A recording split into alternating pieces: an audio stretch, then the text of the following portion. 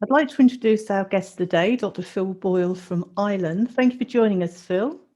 Thanks for having me, Linda.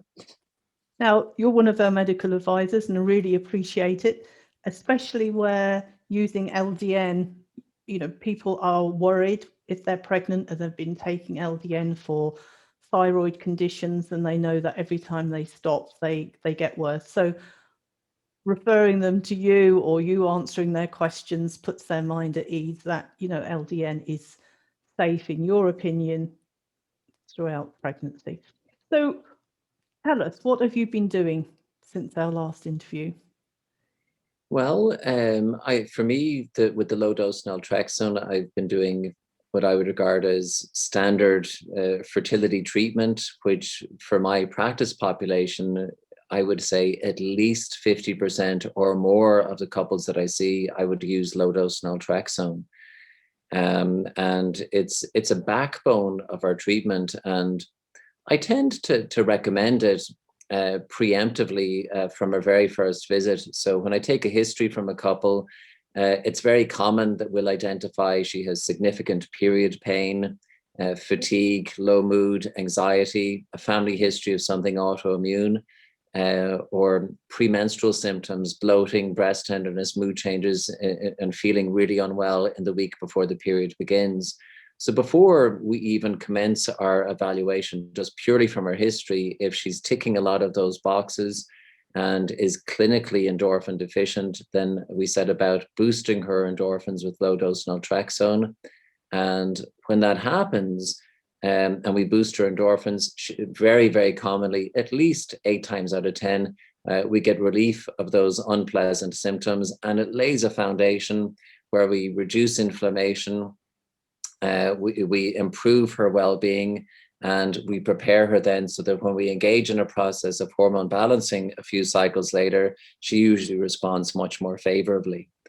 And the other advantage is by reducing inflammation, it'll reduce her risk of miscarriage. And probably from what you're talking about for giving it during pregnancy, I may not have made that very clear at the last interview, but it's an issue that comes up a lot.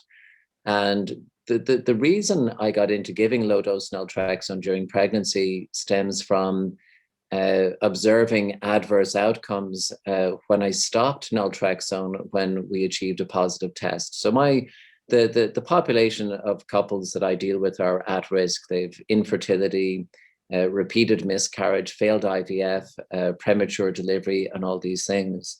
So if somebody felt really unwell and then felt fantastic when I put them on the low dose naltrexone, and subsequently we achieved a pregnancy with those, if we stopped the naltrexone during pregnancy, we experienced many more miscarriages and other adverse pregnancy outcomes after stopping the naltrexone. And having got a few of these in a row that did really badly, we reached the point where we said, really, should we be stopping naltrexone during pregnancy? Because we seem to be losing a lot more when we do that. So it was for that reason that we looked at the possibility of continuing naltrexone during pregnancy. Now, rightly, there's a lot of caution about giving anything during pregnancy because you can't tell if something is safe until, God knows, 20 plus years later. So it's one thing that you get a successful live birth, but you also don't want to do something that may be harmful for the long-term health of the baby. Or as the baby grows and develops. And I suppose historically, there's this medication, diethylstilbestrol, that a lot of people know. It's also called DES. It was a synthetic form of estrogen that was given during pregnancy. And it wasn't until years later that they found that the uterus didn't develop normally in a lot of these women whose mothers took synthetic estrogen during their pregnancy. And then when the women were in their 20s, they were getting other problems that later on. So this is where, in terms of giving absolute definitive safety, until you get more data and bigger numbers, it's very hard to be definitive. But it reached this point where we were thinking, but if we don't do this, there may be no baby at all because we were losing a lot of them. So we made the decision, having looked at the available information, and as far as we could tell, there was a doctor, my mentor in the States, a Dr. Thomas Hilders, who developed the first restorative approach to fertility treatment. And he was giving doses of 50 and 100 milligrams of naltrexone during pregnancy, because he was more into high dose naltrexone. So when I suggested to him I was thinking of using 3 or 4.5 milligrams, he just laughed. He says, that is such a low dose. There's no way you're going to do any harm with that. So I got great reassurance, because he had delivered lots of babies whose mothers had taken these higher doses. So that was one of our starting points. But then I observed that it made an awful lot of sense. But then I observed our couples delivering, and they were coming for baby number 2, and they were sitting there with their first baby, having taken naltrexone right up to 37 weeks of pregnancy. And they'd say, this little baby is really good. They're hardly ever sick. They're a good sleeper. They're a good eater. And they really reached the developmental milestones very well. And not only did I think naltrexone was neutral and not doing any harm or preventing miscarriage, that the babies seemed to be positively more healthy than those who didn't have the naltrexone. And when I did a brief analysis, annoyingly, it didn't achieve statistical significance because our numbers were too small. But it looked like there was a much higher requirement of antibiotic use for children whose mothers didn't have the naltrexone, and we used fewer antibiotics because there were fewer chest and respiratory infections in the children whose moms took the naltrexone. And for me, that would be because it's good for your health, it's good for your immune system, and that's why they'd be less inclined to get that. But I think it's more than just that, and it's difficult to develop to measure the milestones and these other things. But looking at the health of these babies, it really encouraged me that this is a good idea. And then finally, I get boldly creative, and if I may dream, my hope is that there's a thing called epigenetics, that where you get a thing called methylation of our genes. And this happens in utero before a baby is born. And it often happens when mom is anxious and stressed and distressed, and there's a lot of inflammation. And all these things are reduced by giving the mother low-dose naltrexone. And our hypothesis is that we can reduce abnormal methylation of the genes, and that's the things around the genes, the epigenetics. So these things around the genes, there's less methylation.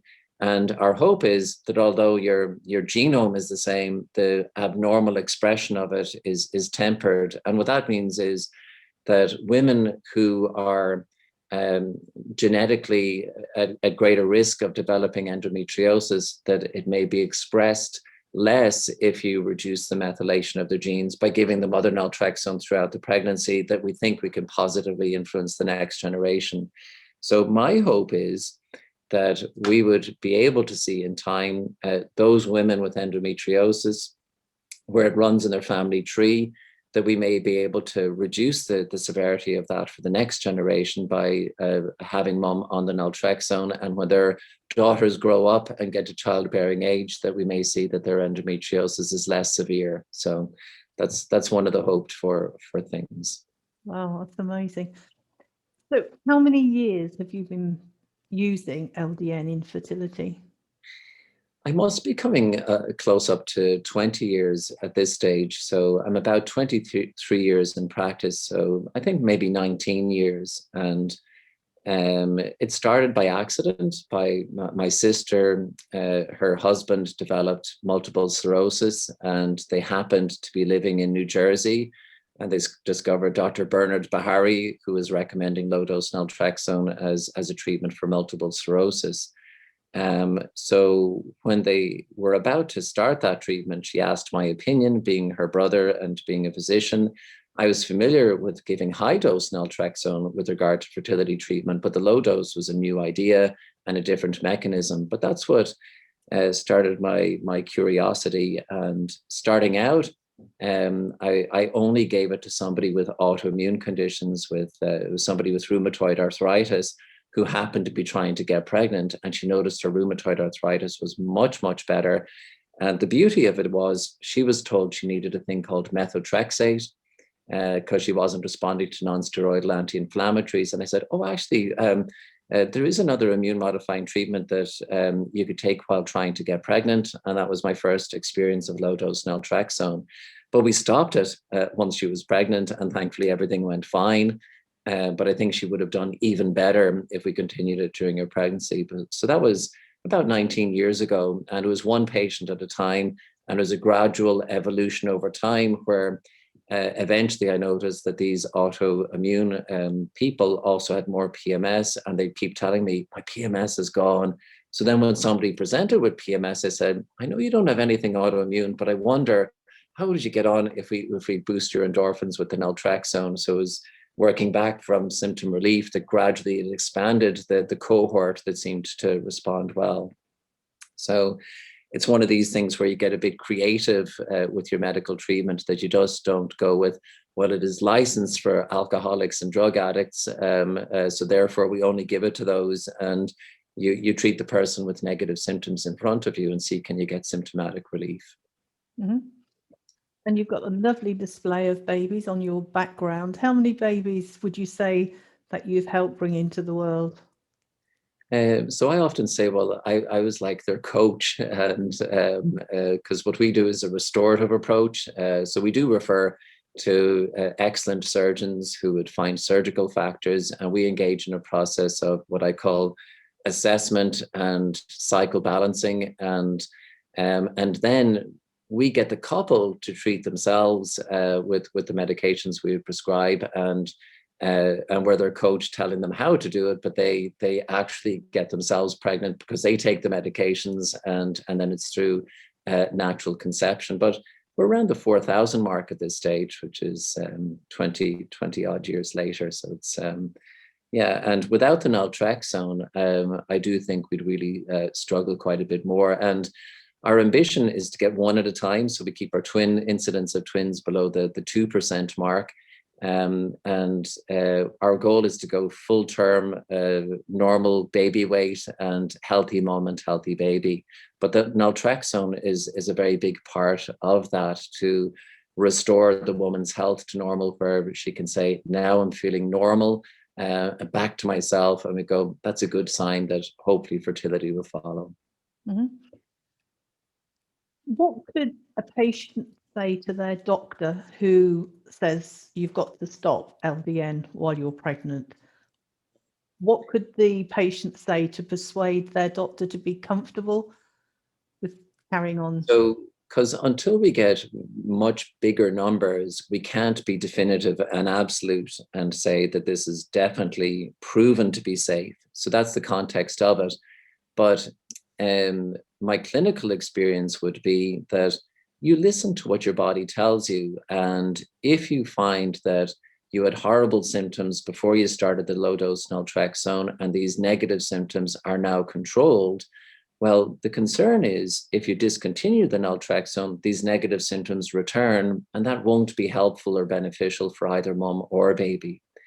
And the challenge is, well, in controlling these symptoms throughout the pregnancy, are we jeopardizing either mom or baby? And our clinical experience is we get less preeclampsia, we get less low birth weight, we get full term, normal weight, healthy mom, healthy baby. So from the data that we've got so far from our clinical experience, it's very encouraging. But you'd have to put that little caveat to say the absolute definitive evidence isn't there, but with fewer miscarriages, there are a significant number of babies here today who wouldn't be there only for giving the naltrexone during pregnancy. And you always weigh in balance between risk versus benefit, but be straight about the lack of evidence that we have and say, well, we don't have all the evidence we would definitively like to have. But insofar as we can tell at this point, it seems to be a good idea and a reasonable strategy, so that you're optimizing the health of the mom so that the pregnancy should go better. So it's frustrating on one level that with all the years of experience of using it, the data may actually be there in our patient files, but we have to extract it and analyze it and publish it. But we're probably pretty close to having enough numbers at this stage, but we have to prove it. And until it's published and proven, then officially it doesn't exist. Mm-hmm. Well, what can I say? That's amazing, Phil. Thank you so much. Do you think one day, I mean, 4,000 patients over nearly 20 years, taking all that data out of your files, compiling it before you even think of submitting a paper, how long would that take? Yeah, I don't know, but I think the better way to go maybe, and especially now with more, they're getting more stringent with clinical trials. We're looking at doing a clinical trial on low dose naltrexone to treat premenstrual syndrome and premenstrual dysphoric disorder, and we're very close to finally getting ethical approval for the study. But the amount of difficulty we've had just for getting a simple study approved is staggering. So we are looking at trying to get retrospective data analysis of patients we've already treated. And you would think we should get ethical approval, but it's one thing getting a study design and getting ethical approval. And then the other thing is trawling through all of the data and getting more objective data that'll hopefully make a convincing case. So I think it can be done, but I don't have it on my list of things at the moment. I'm trying to get the study on premenstrual syndrome first to show the effectiveness of that. And I think if we got multiple clinics involved and multiple people using it, where they have informed consent, that they recognize the potential benefits, but also the limitations of what we understand. And if we get prospective data collection, it's a stronger study design. Because the difficulty is retrospective analysis of data would be a low level of evidence, and a lot of researchers will say, but that's not a very high level evidence, so we still don't believe it, even if we do that data analysis. So maybe to design a cohort of a prospective multi-centered data analysis and get multiple centers involved would be the way to go. I do have a colleague in Poland who uses as much or more naltrexone than I do, and maybe to have a multi-center data analysis prospectively is the way to go into the future. Mm-hmm. Well, thank you so much, Phil, and I look forward to interviewing you again. Thank you, Linda. Much appreciated.